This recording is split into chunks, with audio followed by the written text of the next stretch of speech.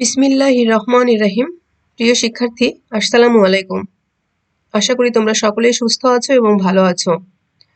রাজশাহী কলেজের হিসাব বিজ্ঞান বিভাগের বিবিএ দ্বিতীয় বর্ষের যে সকল শিক্ষার্থী তোমরা রয়েছো তাদের সকলকে বাংলাদেশের করবিধি বা ট্যাক্সেশন ইন বাংলাদেশ এই কোর্সের ক্লাসে স্বাগত জানাচ্ছি। প্রিয় শিক্ষার্থী, তোমরা জানো এই কোর্সের অনেকগুলো ক্লাস হয়ে গেছে। আজকে আমরা এই কোর্সের একটি চ্যাপ্টার নিয়ে কথা বলবো। চ্যাপ্টারের শিরোনাম হচ্ছে ইনকাম ফ্রম ক্যাপিটাল গেইন, মূলধনী লাভ খাতে আয়। তোমরা জানো আয়ের যে 7টা এবং পরবর্তীতে আরো 3টা মানে টোটাল 10টা খাত রয়েছে, তার মধ্যে একটা অন্যতম খাত হচ্ছে মূলধনী লাভ খাতে আয়। তোমাদের salary, security, house building property, agriculture এগুলো তোমাদের এক্সামের জন্য খুবই গুরুত্বপূর্ণ। এখান থেকে প্রশ্ন হয় এবং ম্যাথও আসে অনেক সময়। বা ইনকাম ফ্রম ক্যাপিটাল গেইন এই চ্যাপ্টার থেকেও তোমাদের প্রশ্ন আসে প্লাস ম্যাথ আসে। তবে মাঝে মধ্যে এই চ্যাপ্টার থেকে প্রশ্ন হয় আর কি, সবসময় হয় না। তোমরা বিগত সালের কোশ্চেনগুলো দেখলে বুঝতে পারবে। তো জানার সুবিধার্থে প্লাস আমাদের সিলেবাসে যেহেতু চ্যাপ্টারটা রয়েছে অবশ্যই আমাদের পড়তে হবে। তো আমরা ইনকাম ফ্রম ক্যাপিটাল গেইন বা মূলধনী লাভ খাতে আয় এই চ্যাপ্টার নিয়ে আজকে কথা বলবো। তো প্রিয় শিক্ষার্থী, চলো দেখি এই চ্যাপ্টারের মধ্যে যে বিষয়গুলো আলোচনা করা যায় সেইগুলো হচ্ছে আমরা প্রথমেই জানবো যে মূলধনী লাভ খাতে আয় কি। তারপরে আমরা জানবো মূলধনী সম্পত্তির সংজ্ঞা, মূলধনী সম্পত্তির হস্তান্তর প্রক্রিয়া জানবো, মূলধনী সম্পত্তির ক্রয় বা অর্জন মূল্য এবং বাজার মূল্য, মূলধনী লাভ খাতে অনুমোদনযোগ্য খরচগুলো আমরা জানবো এবং মূলধনী লাভের উপর কিভাবে কর দায় নির্ণয় করা যায় এবং মূলধনী লাভ খাতে লোকসানের জের টানা। প্রিয় শিক্ষার্থী, এই যে মূলধনী লাভ খাতে লোকসানের জের টানা এই প্রশ্নটা বারবার করে আসে, এটা তোমাদের জন্য খুব ইম্পর্টেন্ট একটা কোশ্চেন। এছাড়াও মূলধনী লাভের ওপর কর দায় নির্ণয় খুব ইজি এবং সহজ। অন্য চ্যাপ্টারের তুলনায় তোমরা যদি এই চ্যাপ্টার থেকে আনসার করতে পারো তাহলে তোমাদের সময় সাশ্রয় হবে এবং বোঝার জন্য খুবই সুবিধা। এটা এই চ্যাপ্টারটা খুব ছোট এবং ইজি। আজকে একটা ক্লাসেই আমরা চ্যাপ্টারটা শেষ করতে পারবো ইনশাল্লাহ। তো চলো শিক্ষার্থী, আমরা চলে যাই আমাদের আজকের মূল আলোচনায়। তোমরা জানো আমাদের যে আয়কর অধ্যাদেশ 1984, এই 1984 সালের আয়কর অধ্যাদেশ আইনে মুনাফা জাতীয় যে প্রাপ্তিগুলো রয়েছে, মুনাফা জাতীয় যে প্রাপ্তি, সেই প্রাপ্তিগুলোকে কিন্তু আয় হিসেবে গণ্য করা হয়েছে। মূলধন জাতীয় প্রাপ্তিকে কিংবা মূলধনের বৃদ্ধিকে আয় হিসেবে গণ্য করা হয়নি বা বিবেচনা করা হয়নি। আয়কর অধ্যাদেশ মোতাবেক আমরা জানি মুনাফা জাতীয় সকল প্রাপ্তি আয় হিসেবে বিবেচিত, কিন্তু মূলধনের কোনো বৃদ্ধি বা মূলধন জাতীয় প্রাপ্তিকে আমরা আয় হিসেবে বিবেচনা করছি না। আবার আয় ব্যতীত অন্য কিছুর উপর আমাদের ট্যাক্স পে করতে হয় না, কিন্তু আয়কর অধ্যাদেশের 31 এবং 32 ধারা অনুযায়ী ক্যাপিটাল গেইন বা মূলধনী লাভ কে করযোগ্য আয় হিসেবে আবার গণ্য করা হয়েছে। সেই হিসেবে মূলধনী লাভ অবশ্যই করযোগ্য আয় হিসেবে বিবেচিত আয়কর অধ্যাদেশের 31 এবং 32 ধারা মোতাবেক। তো আমরা দেখব যে কোনো সম্পত্তি হস্তান্তর করে মুনাফা হলে তার রিটার্নে মূলধনী আয় হিসেবে দেখাতে হবে। কোনো সম্পত্তি হস্তান্তর করে মুনাফা হলে এক্ষেত্রে সম্পত্তির মধ্যে বলা আছে জমি হতে পারে, বাড়ি হতে পারে, অ্যাপার্টমেন্ট হতে পারে, কমার্শিয়াল স্পেস হতে পারে, স্টক এক্সচেঞ্জের তালিকাভুক্ত কোম্পানির শেয়ার বা মিউচুয়াল ফান্ড হতে পারে। আবার বলা হচ্ছে যে ব্যক্তিগত ব্যবহার্য কোনো জিনিসপত্র বা ব্যক্তিগত ব্যবহার্য কোনো সম্পদ যা মূলধনী সম্পত্তি হিসেবে বিবেচিত হবে না। আজ ফর এক্সাম্পল, যদি আমরা আমাদের ব্যবহার্য গাড়ি, আমাদের ব্যবহার্য কম্পিউটার এবং আসবাবপত্র, অলংকার ইত্যাদি যা কিছুই হোক না কেন, এগুলো কি হবে না, মূলধনী সম্পত্তি হিসেবে অন্তর্ভুক্ত হবে না। আবার বলছে বিক্রিত জমি, বাড়ি, অ্যাপার্টমেন্ট বা কমার্শিয়াল স্পেস এগুলো যখন রেজিস্ট্রেশন করা হয় তখন তোমরা জানো এই উপর কর পরিশোধ করতে হয়, একটা ট্যাক্স পে করতে হয়। এই ট্যাক্সটা মূলধনী মুনাফার বিপরীতে চূড়ান্ত কর দায় পরিশোধ হিসেবে বিবেচিত হয়। অর্থাৎ এই বিকৃত অর্থের উপর যে মূলধনী লাভ হয় তার উপর আর এক্সট্রা কর দিতে হয় না, রিটার্নে দেখিয়ে কর দিতে হয় না, কেননা এই জমিটা বিক্রি করার সময় ট্যাক্স পে করে দেওয়া হয়, সেটাই চূড়ান্ত কর দায় পরিশোধ হিসেবে বিবেচিত হয়ে যায়। প্রিয় শিক্ষার্থী, আশা করি তোমরা এই জিনিসটার সারমর্ম বুঝতে পেরেছো। আমরা আরো ডিটেলসে জানবো। আমরা জানবো যে মূলধনী লাভ খাতে আয় আসলে কি বা মূলধনী লাভ খাতে আয় কখন সৃষ্টি হয়। আয়কর অধ্যাদেশ 1984 এই অধ্যাদেশের 31 ধারায় বলা হচ্ছে যে মূলধনী সম্পত্তি হস্তান্তর বা বিক্রয়, হস্তান্তর মানেই বিক্রয়, মালিকানা হস্তান্তর, অর্থাৎ আমার সম্পত্তি অন্য কাউকে দিয়ে দিলাম, কিসের বিনিময়ে? অবশ্যই টাকার বিনিময়ে। এই বিনিময় করার সময় যে লাভ হয় তাকে বলা হচ্ছে মূলধনী লাভ। প্রিয় শিক্ষার্থী, আমি আবারও বলছি, আয়কর অধ্যাদেশ 1984 মোতাবেক কোনো মূলধনী সম্পত্তি বলতে আমরা একটু আগে যে সম্পত্তিগুলো দেখলাম, এই যে জমি, বাড়ি, অ্যাপার্টমেন্ট, এই ধরনের সম্পত্তিগুলো বিনিময় করা বা হস্তান্তর করা বা বিক্রয় করার সময় যে অতিরিক্ত মূল্য পাওয়া যায়, অর্থাৎ আমি যে মূল্যে ক্রয় করেছিলাম বা সম্পত্তিটির জন্য আমি যে অর্থ ব্যয় করেছি অ্যাজ এ করদাতা, তার চেয়ে অতিরিক্ত যখন অর্থ পাবো, সেই যে অতিরিক্ত অর্থ বা অতিরিক্ত লাভ তাকে বলা হচ্ছে মূলধনী লাভ। As a student of accounting department বা কমার্স ফ্যাকাল্টি, তোমরা মূলধনী লাভ সম্বন্ধে তোমাদের আইডিয়া রয়েছে, তোমরা মূলধনী লাভ বা ক্যাপিটাল গেইন সম্বন্ধে জানো। যে ক্যাপিটাল অ্যাসেট গুলো রয়েছে সেগুলো বিক্রি করার ফলে যে প্রফিট আমরা অর্জন করি সেটাই হচ্ছে মূলধনী লাভ। মূলধনী লাভ যে আয় বর্ষে অর্জিত হয় উক্ত বছরে তা করযোগ্য আয় হিসেবে বিবেচিত হয়। অর্থাৎ যে বছর যে আয় বর্ষে অর্জিত হলো সে আয় বর্ষেই এটা করযোগ্য বিবেচিত হবে।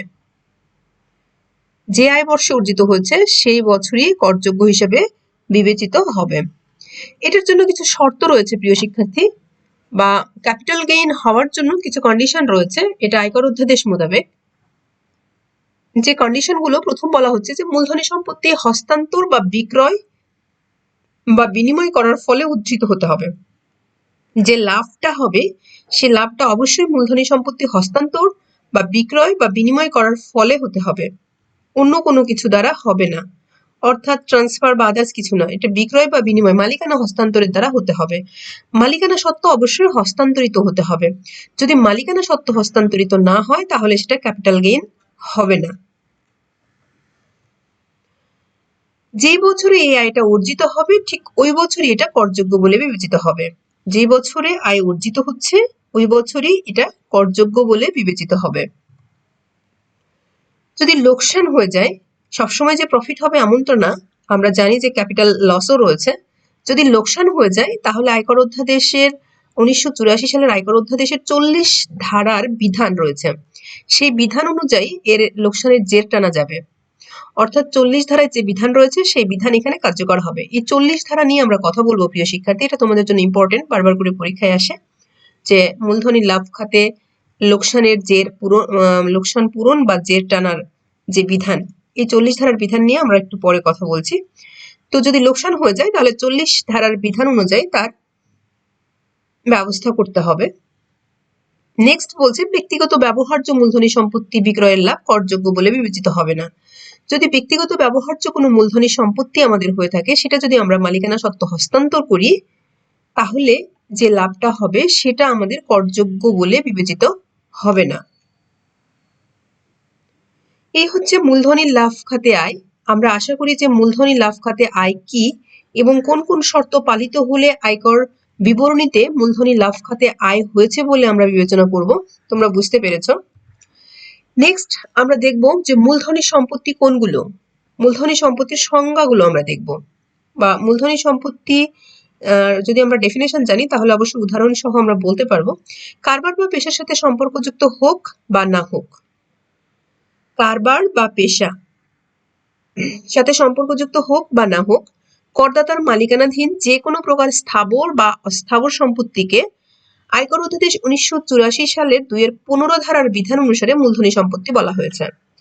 তাহলে আয়কর অধ্যাদেশ 1984 এর 2-15 ধারার বিধান অনুসারে কারবার বা পেশার সাথে সম্পর্কযুক্ত হোক কিংবা না হোক, যিনি করদাতা তার মালিকানাধীন যে কোনো স্থাবর বা অস্থাবর সম্পত্তি, এটাকে কি বলা হচ্ছে?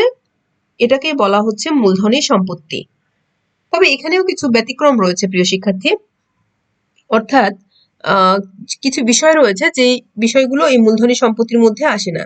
যেমন বলছে যে কোনো প্রকার মজুদ পণ্য সামগ্রী, যে কোনো প্রকার মজুদ পণ্য সামগ্রী, শেয়ার বা স্টক বাদে।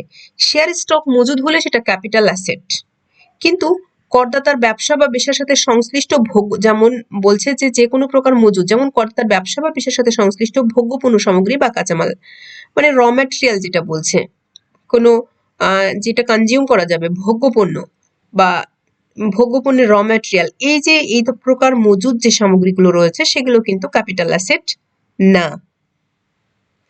এছাড়াও বলছে যে ব্যক্তিগত ব্যবহার্য পণ্য তথা অস্থাবর সম্পত্তি, ব্যক্তিগত ব্যবহার্য পণ্য তথা অস্থাবর সম্পত্তি, মানে আমি যদি ব্যক্তিগতভাবে ব্যবহার করি যে সকল পণ্য, সেটাও হতে পারে, কিংবা অস্থাবর যে সম্পত্তি সেগুলোও হতে পারে, এগুলো মূলধনী সম্পত্তির আওতায় আসবে না। আয়কর অধ্যাদেশ 1984 2-15 ধারার বিধান অনুসারে এগুলো মূলধনী সম্পত্তির আওতায় আসবে না। যেমন স্বর্ণালঙ্কার হতে পারে, আসবাবপত্র হতে পারে, ব্যক্তিগত ভাবে ইউজ করা গাড়ি হতে পারে, বা যন্ত্রপাতি হতে পারে, যানবাহন হতে পারে, আমাদের পরিধেয় পোশাক হতে পারে। এই বিষয়গুলো আমাদের ব্যক্তিগত ব্যবহার্য পণ্য, সুতরাং এগুলো আমাদের ক্যাপিটাল অ্যাসেটের মধ্যে আসবে না, বা এগুলো বিক্রি করার ফলে যে লাভ হবে সেই লাভের উপর আমাদেরকে ট্যাক্স পে করতে হবে না। এখানে ক্যাপিটাল অ্যাসেটের সংজ্ঞা দেওয়া, মানে উদাহরণ দেওয়া আছে। প্রিয় শিক্ষার্থী, একটা ছবিতে দেখতে পাচ্ছ তোমরা, কম্পিউটার, মেশিনারি, ভেহিকলস, বিল্ডিং। এখানে ইয়েস বলা আছে, কিছু নো বলা আছে, ওয়ার্কার্স, পেপারস, র ম্যাটেরিয়ালস। এইগুলো কিন্তু আবার ক্যাপিটাল অ্যাসেট নয়। র ম্যাটেরিয়ালস মানে কাঁচামাল, পেপার এবং ওয়ার্কার্স। এছাড়াও আমাদের ব্যক্তিগত ব্যবহার্য যে প্রোডাক্টগুলো রয়েছে বা অস্থাবর সম্পত্তি রয়েছে, সেগুলো মূলধনী সম্পত্তির আওতায় আসবে না। এটা আয়কর অধ্যাদেশ 1984 2-15 ধারার বিধান অনুসারে। এছাড়াও বাংলাদেশস্থ কোনো কৃষি জমি যা বিভিন্ন স্থানে, যেমন ঢাকা, চিটাগাং, নারায়ণগঞ্জ, এই জায়গাগুলোতে যে জমিগুলো রয়েছে, যেগুলো সম্ভাব্য নগরায়ণ পরিকল্পনা করা যায়, বা যেগুলোতে কি বলবো নগরায়নের আওতাধীন রয়েছে, এই বা সরকারি গেজেট রয়েছে যেগুলোর জন্য, অ্যাজ ফর এক্সাম্পল আরডি এর যে জমিগুলো, সিটি কর্পোরেশন বা যে জমিগুলো, ক্যান্টনমেন্ট বোর্ডের অভ্যন্তরস্থ কোনো স্থান বা এই যে এলাকাগুলো, এগুলো আবার কি হবে না, মূলধনী সম্পত্তি হবে না। প্রিয় শিক্ষার্থী, আশা করি মূলধনী সম্পত্তি সম্পর্কে তোমরা বুঝতে পেরেছো। এবারে আমরা যাব মূলধনী সম্পত্তির হস্তান্তর। হস্তান্তর বলতে জাস্ট ট্রান্সফার, মালিকানা ট্রান্সফার। 1984 সালের আয়কর অধ্যাদেশের 2-63 ধারার বিধান অনুযায়ী মূলধনী সম্পত্তি বিক্রয়, বিনিময় বা পরিবর্তন বা সম্পত্তির উপর অধিকার পরিত্যাগ করাকে মূলধনী সম্পত্তির হস্তান্তর বলা হয়। 2-63 ধারার বিধান অনুযায়ী মূলধনী সম্পত্তির বিক্রয়, বিনিময়, পরিবর্তন বা সম্পত্তির উপর অধিকার পরিত্যাগ করাকে মূলধনী সম্পত্তির হস্তান্তর বলা হয়। অর্থাৎ সম্পূর্ণরূপে আমাকে অধিকার পরিত্যাগ করতে হবে, মালিকানা হস্তান্তরিত হয়ে যাবে, সেটা হচ্ছে হস্তান্তর। এই মূলধনী সম্পত্তির ক্রয় বা অর্জন মূল্য বা বাজার মূল্য নিয়ে আমরা কথা বলবো। আয়কর অধ্যাদেশ 1984 এর 32-2 ধারা অনুযায়ী মূলধনী সম্পত্তির ক্রয় বা অর্জন মূল্য বলতে করদাতার ক্রয়কৃত সম্পত্তির ক্ষেত্রে প্রকৃত ক্রয় মূল্য। যদি করদাতা সম্পত্তিটি ক্রয় করে থাকেন, তাহলে সেই ক্ষেত্রে প্রকৃত ক্রয় মূল্যটাই হবে অর্জন মূল্য। প্রিয় শিক্ষার্থী, আই রিপিট, যদি করদাতা সম্পত্তিটি নিজে ক্রয় করে থাকেন, তাহলে প্রকৃত ক্রয় মূল্যটাই হবে ওই সম্পত্তির অর্জন মূল্য। কিন্তু অনেক সময় তো করদাতা অনেক সম্পত্তি নিজে ক্রয় করেন না, তিনি বিভিন্নভাবে সম্পত্তি পেয়ে থাকেন। উত্তরাধিকার সূত্রে পেতে পারেন, তারপরে দান বা উইলের মাধ্যমে পেতে পারেন, কোনো ট্রাস্ট থেকে পেতে পারেন, কোনো অংশীদারি ফার্ম বিলুপ্তির ফলে বন্টনকৃত যে অর্থ, কিংবা কোনো অবিভক্ত হিন্দু পরিবার পৃথকীকরণের ফলে পেতে পারেন, কোম্পানির বিলুপ্তির ফলে বন্টনকৃত অর্থ হতে পারে, মানে বিভিন্নভাবে করদাতা সেগুলো পেতে পারে। অর্থাৎ সম্পত্তি আমাদের অর্জিত হয়, নিজে আমরা ক্রয় করতে পারি। যদি ক্রয় করে থাকি তাহলে ক্রয়ের যে মূল্য সেটাই আমাদের অর্জন মূল্য। কিন্তু যদি আমরা ক্রয় না করে থাকি, আমরা যদি অন্যভাবে পেয়ে থাকি, অর্থাৎ আমরা যদি দান বা উইলের মাধ্যমে পেয়ে থাকি, আমরা কোনো ট্রাস্ট হতে হস্তান্তরের মাধ্যমে পেয়ে থাকি, কোনো কোম্পানি বিলুপ্তির ফলে যদি আমরা বন্টনকৃত অর্থের যে মূল্য বা সেটা সেখান থেকে পেয়ে থাকি, কোনো অংশীদারি ফার্মের সদস্য হিসেবে যদি পেয়ে থাকি, তাহলে সেইগুলোর ক্ষেত্রে আমাদের যে বিষয়টা সেটা হচ্ছে, আমাদের যে পূর্ববর্তী মালিক ছিলেন, যার কাছ থেকে আমরা পেয়েছি, মানে যিনি দান করেছেন, যিনি উইল করেছেন, যিনি ট্রাস্টের মাধ্যমে হস্তান্তর করেছেন, তার একজনের না একজনের মালিকানা ছিল। সেই পূর্ববর্তী মালিকের নিকট থেকে প্রকৃত অর্জন মূল্য হতে অবচয় বাদ দিয়ে যে মূল্য পাওয়া যাবে তাই অর্জন মূল্য হিসেবে বিবেচিত। প্রিয় শিক্ষার্থী, আমি বলছি যে বা বোঝাতে চাচ্ছি যে আমরা যদি সম্পত্তিটা নিজে না ক্রয় করি, অন্যভাবে পেয়ে থাকি, যে ব্যতিক্রমগুলো আমরা বললাম সেইভাবে যদি পেয়ে থাকি, তাহলে আমাদের সম্পত্তির অর্জন মূল্য হবে কোনটা? আমাদের পূর্ববর্তী যিনি মালিক ছিলেন তিনি তো সম্পত্তিটা ক্রয় করেছিলেন বা অর্জন করেছিলেন। সেই ক্রয় বা অর্জনের সময় যে মূল্যটা হয়েছিল সেখান থেকে অবচয় বাদ দিয়ে যে মূল্য পাওয়া যাবে তাই অর্জন মূল্য হিসেবে বিবেচিত। এখন প্রশ্ন হতে পারে যে যদি আমাদের যিনি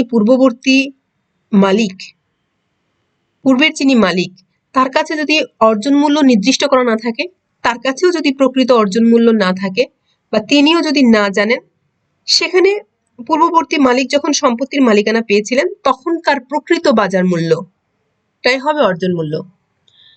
শিক্ষার্থী লক্ষ্য করো, আমরা যদি সম্পত্তি ক্রয় করে থাকি তাহলে ক্রয় মূল্যটাই অর্জন মূল্য। যদি সম্পত্তি আমরা ক্রয় না করে অন্যভাবে পেয়ে থাকি তাহলে আমরা যে মালিকের কাছ থেকে পেয়েছি সেই মালিকের যে পণ্যটা মানে সম্পত্তি অর্জনের সময় যে মূল্য ছিল সেখান থেকে অবচয় বাদ দিয়ে যে মূল্য সেটাই হচ্ছে অর্জন মূল্য। এখন পূর্ববর্তী মালিকের কাছেও যদি অর্জন মূল্য নির্দিষ্ট করা না থাকে, তিনিও যদি নির্দিষ্ট করে বলতে না পারেন, তাহলে তিনি যখন সম্পত্তিটা অর্জন করেছিলেন সেই সময়কার বাজার মূল্যটাই হবে অর্জন মূল্য। এখানে বাজার মূল্য বা মার্কেট প্রাইস বা ফেয়ার ভ্যালু বা ন্যায্য মূল্য বলতে সাধারণত আমরা যেটা বুঝি যে সম্পত্তি বিক্রয়ের ক্ষেত্রে ক্রেতা এবং বিক্রেতা দুইজন ব্যক্তি লাগে, এদের মধ্যে আলাপ আলোচনার ভিত্তিতে যে মূল্যটা নির্ধারিত হয় সেটাই আসলে সম্পত্তির বাজার মূল্য। সম্পত্তি বিক্রয়ের ক্ষেত্রে একজন ক্রেতা থাকে এবং আরেকজন বিক্রেতা থাকে। এই ক্রেতা এবং বিক্রেতা নিজেদের মধ্যে বার্গেইনের মাধ্যমে বা নিজেদের মধ্যে আলাপ আলোচনা করার মাধ্যমে একটা মূল্য নির্দিষ্ট করে, এই মূল্যটাই হচ্ছে বাজার মূল্য। এটা মূলধনী সম্পত্তির ন্যায্য মূল্য বা সঠিক বাজার মূল্য নির্ধারণের যে ধারা সেটা আছে 2-30 ধারা মোতাবেক। এখন কোনো সম্পত্তির ক্ষেত্রে যদি দেখা যাচ্ছে যে মূল্য নির্ধারণ করা সম্ভব হচ্ছে না, তাহলে আমরা লিখিতভাবে আমাদের ডিসিটি বা ডেপুটি কর কমিশনার ওনার কাছে আমরা অ্যাপিল করতে পারি, উনি পরিদর্শন সাপেক্ষে একটা মূল্য নির্ধারণ করে দিতে পারেন। এই যে বিষয়টা, এটাই হচ্ছে মূলধনী সম্পত্তির ক্রয় মূল্য বা অর্জন মূল্য বা বাজার মূল্য, যেটাই বলো না কেন। তাহলে আমরা যেটা বুঝলাম, অর্জন মূল্য এবং বাজার মূল্য দুটো সম্বন্ধে ধারণা পেলাম। বাজার মূল্য হচ্ছে ক্রেতা বিক্রেতার মাধ্যমে আলোচনার মধ্যে যে মূল্যটা নির্ধারিত হয়, যদি সেটা সম্ভব না হয় তাহলে ডেপুটি কর কমিশনার যে মূল্যটা নির্ধারণ করে দেয় সেটাই হচ্ছে বাজার মূল্য। আর অর্জন মূল্যটা হচ্ছে সম্পত্তি ক্রয়ের জন্য যে মূল্যটা সেটাই হচ্ছে অর্জন মূল্য।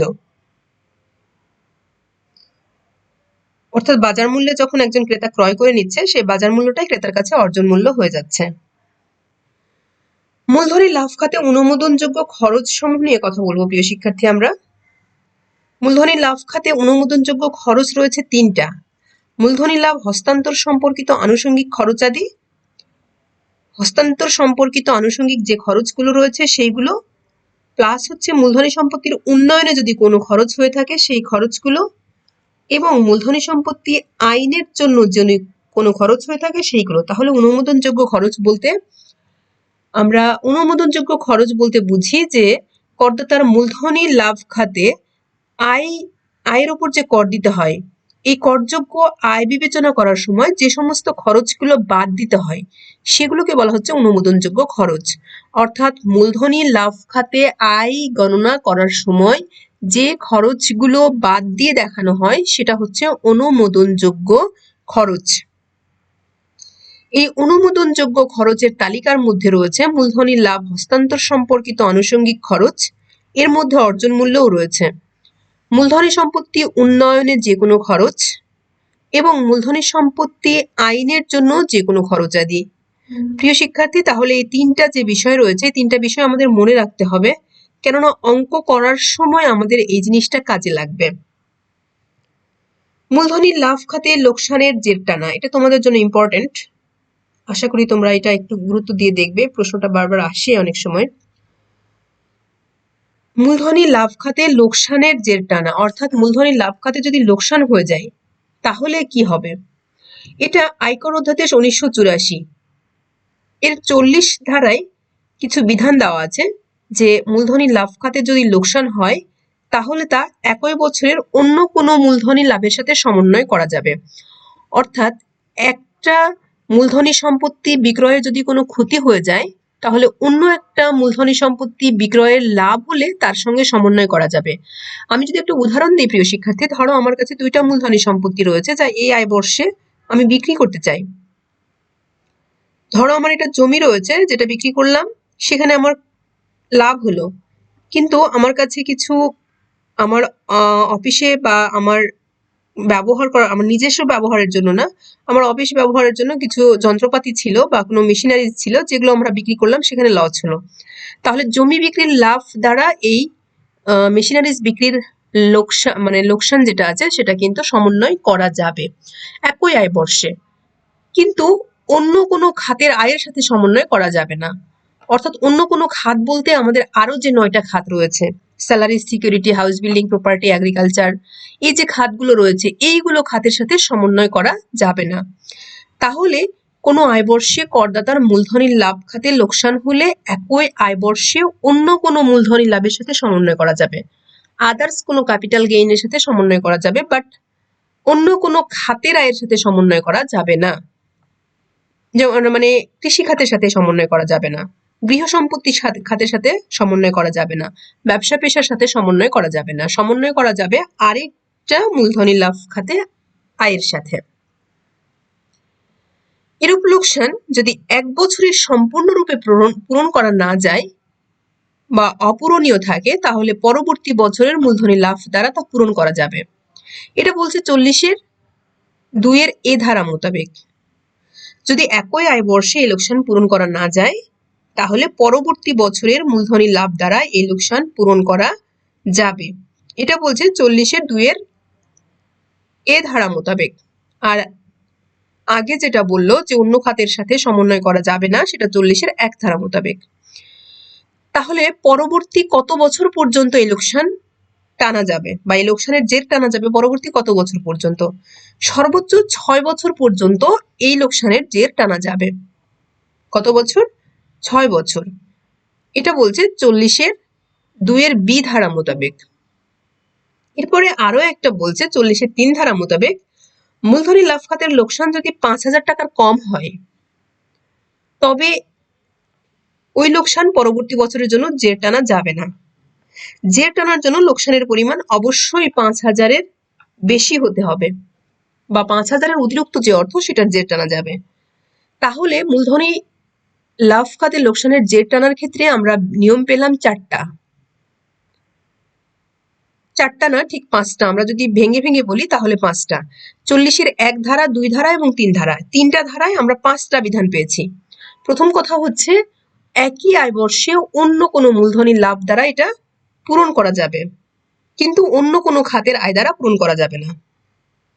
একটা বললাম অন্য মূলধনী লাভ দ্বারা পূরণ করা যাবে, 2 নম্বর বলছি অন্য খাতের আয় দ্বারা পূরণ করা যাবে না। এই দুইটা বিধান দেওয়া আছে 40-1 ধারাতে। 40-2 এ দুইটা বিধান আছে, একটা এতে একটা বিতে। এতে বলছে যে এই লোকসান পরবর্তী বছরের মূলধনী লাভ দ্বারা পূরণ করার জন্য জের টানা যাবে। আর বিতে বলছে যে সর্বোচ্চ 6 বছর পর্যন্ত টানা যাবে। আবার 40-3 ধারায় বলছে যে 5,000 টাকার কম লোকসান হয় তাহলে জের টানা যাবে না। জের টানার জন্য অবশ্যই 5,000 টাকার বেশি লোকসান হতে হবে। প্রিয় শিক্ষার্থী, আশা করি মূলধনী লাভ খাতে লোকসানের জের টানা সম্পর্কে তোমরা বুঝতে পেরেছো এবং এটা লিখতে পারবে। করযোগ্য আয় নির্ণয়ের যে ছক রয়েছে, আমরা কিভাবে মূলধনী লাভ খাতে করযোগ্য আয় নির্ণয় করব বা ম্যাথ ক্যালকুলেশন করব। মূলধনী লাভ খাতে আয় ধারা 31। এখানে আমাদের প্রথমেই আমরা যেটা নিব যে মূলধনী সম্পত্তির বিক্রয় মূল্য বা হস্তান্তরের সময় ন্যায্য বাজার মূল্য, যেটা বড় আমরা সেটা নিব। মূলধনী সম্পত্তির বিক্রয় মূল্য বা হস্তান্তরের সময় ন্যায্য বাজার মূল্য, ন্যায্য বাজার মূল্য বা হস্তান্তর মূল্য, এই দুটার মধ্যে যেটা বড় আমরা সেটা নিব। সেখান থেকে বাদ দিয়ে দিব অনুমোদিত যে খরচগুলো রয়েছে। মূলধনী সম্পত্তির অর্জন মূল্য বা ক্রয় মূল্য বা আনুষঙ্গিক যে খরচ, সম্পত্তির হস্তান্তর খরচ, সম্পত্তির উন্নয়ন খরচ বা আইন খরচ যেগুলো রয়েছে, সেই খরচগুলো বাদ দিলে আমরা পাবো মূলধনী লাভ। সেখান থেকে যদি কোনো অকরধার্য আয় থাকে সেটা আমরা যদি বাদ দিয়ে দিই তাহলে আমরা করযোগ্য মূলধনী লাভ পেয়ে যাব। তাহলে আমরা মূলধনী সম্পত্তির বিক্রয় মূল্য বা হস্তান্তরের সময় ন্যায্য বাজার মূল্য যেটা বড় আমরা সেটা নিয়ে নিব। সেখান থেকে আমরা অনুমোদিত খরচ সমূহ বাদ দিয়ে দিব। এই যে 3-4টা খরচ যে রয়েছে বাদ দেওয়ার ফলে আমরা যেটা পাবো সেটা মূলধনী লাভ। সেখান থেকে যদি কোনো অকরধার্য আয় থাকে সেটা আমরা বাদ দিয়ে দিলে পাবো করযোগ্য মূলধনী লাভ, যেই মূলধনী লাভের উপর আমাদেরকে কর প্রদান করতে হবে। এই হচ্ছে আমাদের নির্ণয়ের বিবরণী। খুবই ইজি প্রিয় শিক্ষার্থী। আমরা ছোট্ট একটা অঙ্ক দেখব। এই অঙ্কটা তোমাদের বিভিন্ন সময় আসে পরীক্ষাতে, বোর্ড কোশ্চেন আর কি। জনাব রহিম একজন ব্যবসায়ী। 2007 সালের 1 জানুয়ারি তিনি 5 লক্ষ টাকার একটি যন্ত্রপাতি ক্রয় করেন। লক্ষ্য করো প্রিয় শিক্ষার্থী, 2007 সালের 1 জানুয়ারি বা 1 জানুয়ারি তিনি 5 লক্ষ টাকার একটি যন্ত্রপাতি ক্রয় করেন। যন্ত্রপাতিটি তিনি 2018 সালের 30 জুন 6,20,000 টাকায় বিক্রি করেন। সম্পত্তিটি হস্তান্তরের সময় এর ন্যায্য বাজার মূল্য ছিল 6,50,000 টাকা। যখন তিনি সম্পত্তি হস্তান্তর করেছেন তখন এর বাজার মূল্য 6,50,000 টাকা, কিন্তু তিনি বিক্রি করেছেন 6,20,000 টাকায়। বাজার মূল্য ছিল 6,50,000, তিনি বিক্রি করেছেন 6,20,000 টাকায়। আমরা এই দুটার মধ্যে যেটা বড় সেটা নেব। বিক্রয়ের সময় পর্যন্ত অনুমোদিত অবচয়ের পরিমাণ ছিল 1,20,000 টাকা। অনুমোদিত অবচয়ের পরিমাণ, যে অবচয়টা অনুমোদিত খরচ। জনাব রহিমের অন্যান্য খাতে আয় ছিল 2,50,000 টাকা। 18-19 কর বর্ষে জনাব রহিমের মূলধনী লাভ খাতে আয় নির্ণয় করো। আমরা প্রথমেই মূলধনী লাভ খাতে করযোগ্য আয় নির্ণয় করব। ধারা হচ্ছে 31। মূলধনী সম্পত্তির বিক্রয় মূল্য বা হস্তান্তরের সময় ন্যায্য বাজার মূল্য যেটা বড়, 6,20,000 এবং 6,50,000। আমাদের অবশ্যই 6,50,000 এটা বড়, আমরা 6,50,000 নিয়ে নিলাম। 6,20,000 এবং 6,50,000 বাদ দিব অনুমোদিত খরচ সমূহ। এখানে অনুমোদিত খরচের মধ্যে দেখো কোনো খরচই দেওয়া নেই, শুধুমাত্র অর্জন মূল্য দেওয়া আছে। এই যে 5 লক্ষ টাকা অর্জন মূল্য, এই অর্জন মূল্য 5 লক্ষ টাকা দেওয়া আছে। মূলধনী সম্পত্তির অর্জন মূল্য বা ক্রয় মূল্য 5 লক্ষ টাকা, এই 5 লক্ষ টাকা আমরা বাদ দিয়ে দিলাম। তাহলে আমাদের 1,50,000 টাকা। আমাদের অকরধার্য কোনো আয় অঙ্কে দেওয়া নেই, সুতরাং আমাদের করযোগ্য মূলধনী লাভ 1,50,000 টাকা। প্রিয় শিক্ষার্থী, খুবই ইজি, আশা করি তোমরা এটা বুঝতে পেরেছো। জাস্ট সম্পত্তির বিক্রয় মূল্য এবং ন্যায্য বাজার মূল্য, এই চ্যাপ্টারের অঙ্কগুলো এরকমই সহজ, খুব ছোট ছোট অঙ্ক। আমাদের যদি পরীক্ষায় আসে আমরা করতে পারবো খুব সহজেই। এবং হস্তান্তরের সময় বাজার মূল্য যেটা বড় আমরা সেটা নিয়ে নেব। এর মধ্যে যে অনুমোদিত খরচগুলো দেওয়া থাকবে সেই খরচগুলো আমরা বাদ দিয়ে দিলেই পাবো আমরা করযোগ্য মূলধনী লাভ, আদার্স কিছুই না। কোনো রুলস রেগুলেশন খুব বেশি নেই এই অঙ্ক করার ক্ষেত্রে। এখন আমাদের অঙ্কে কিন্তু বলেছিল যে জনাব রহিমের মূলধনী লাভ খাতে আয় এবং মোট আয় নির্ণয় করতে হবে। তার আরো কিছু আয় রয়েছে, যেহেতু তিনি একজন ব্যবসায়ী তার ব্যবসা পেশা খাতে আয় রয়েছে, কারণ মুনাফা জাতীয় যে আয়টা। এছাড়াও তার অন্যান্য খাতে আয়ের পরিমাণ এখানে বলে দেওয়া আছে 2,50,000 টাকা। সুতরাং আমাদের টোটাল আয়টাও ক্যালকুলেশন করতে হবে। এখানে আমরা মোট আয় নির্ণয় করব। আমরা এই অঙ্কটাতে 3টা খাতে তার আয় পাচ্ছি। একটা হচ্ছে মূলধনী লাভ খাতে আয় ধারা 31 অনুযায়ী 1,50,000, যেটা আমরা একটু আগে ক্যালকুলেশন করে নিয়েছি। এই যে 1,50,000 ক্যালকুলেশন করে নিয়েছি। এই 1,50,000 কিভাবে ক্যালকুলেশন করেছি ওখানে তো দেখলামই। ব্যবসায় ও পেশা খাতে আয় 28 ধারা মোতাবেক 1,20,000 টাকা। এটা টিকায় দেওয়া আছে প্রিয় শিক্ষার্থী, যে নিচে আমি ক্যালকুলেশন করে দেখিয়েছি, এটা আমি দেখাবো কিভাবে ব্যবসা পেশা খাতে আয় তার 1,20,000 টাকা। অন্যান্য খাতে আয় ধারা 33 2,50,000 টাকা। এটা কিন্তু দেওয়াই ছিল ওখানে, যে তার অন্যান্য খাতে আয় হচ্ছে 2,50,000 টাকা। এই 3টা খাতের আয় মিলে টোটাল আয় 5,20,000 টাকা। মোট আয় আমাদের ক্যালকুলেশন করতে বলা হয়েছিল মোট আয়। আমরা এখন 2 নম্বর খাতটা নিয়ে কথা বলবো, এই ব্যবসায় ও পেশা খাতে আয়। এটা আমরা কিভাবে ক্যালকুলেশন করলাম? ব্যবসা পেশা খাতে আয় যেটা, সেটা হচ্ছে মুনাফা জাতীয় আয় নির্ণয় করতে হবে আমাদেরকে।